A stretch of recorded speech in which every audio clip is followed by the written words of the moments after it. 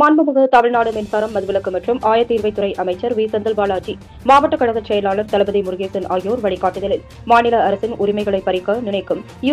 யுஜிசிக்கு கடும் கண்டனம் தெரிவித்து கோவை தெற்கு மாவட்ட திமுக மாணவர் அணி சார்பில் ஒன்றிய பாஜக அரசின் யுஜிசி 2025 வரைவு நெறிமுறைகளை திரும்பப் பெற வலியுறுத்தி பொதுமக்கள், மாணவ மாணவியர்கள், இளைஞர்கள், பெற்றோர்கள், கல்வியாளர்கள் ஆகியோர் தங்கள் கருத்துக்களை பதிவு செய்ய கோரும் விழிப்புணர்வு துண்டறிக்கையை கோவை தெற்கு மாவட்ட மாணவர் அணி அமைப்பாளர் சூலூர் பிரபு தலைமையில் கோவை கற்பகம் கலைக்கல்லூரி முன் மாணவ மாணவியர்களுக்கு திமுக தலைமை செயற்குழு உறுப்பினர் ஏர்போர்ட் ராஜேந்தர் வழங்கினார். நடைபெற்ற இந்நிகழ்வில் மதுக்கரை ஒன்றிய செயலாளர் விஜயசேகரன், ஒன்றிய பெருந்தலைவர் MRR பிரகாஷ், முன்னாள் மாவட்ட கவுன்சிலர் ராஜன், பொதுக்குழு உறுப்பினர் குறிச்சி பிரபாகரன், முன்னாள் ஒன்றிய கவுன்சிலர் மாஸ்லாமணி, இளைஞரணி துணை அமைப்பாளர் விக்னேஷ், ஆதிதிராவிடர் தலைவர் தீராபாளையம் செந்தில், நெசவாளர் அணி தேவராஜ், முன்னாள் ஒன்றிய கவுன்சிலர் அமுதஜோதி ராஜேந்திரன், மாணவர் அணி துணை அமைப்பாளர்கள் பூரணச்சந்திரன், அரவிந்த், வசந்த்ராம்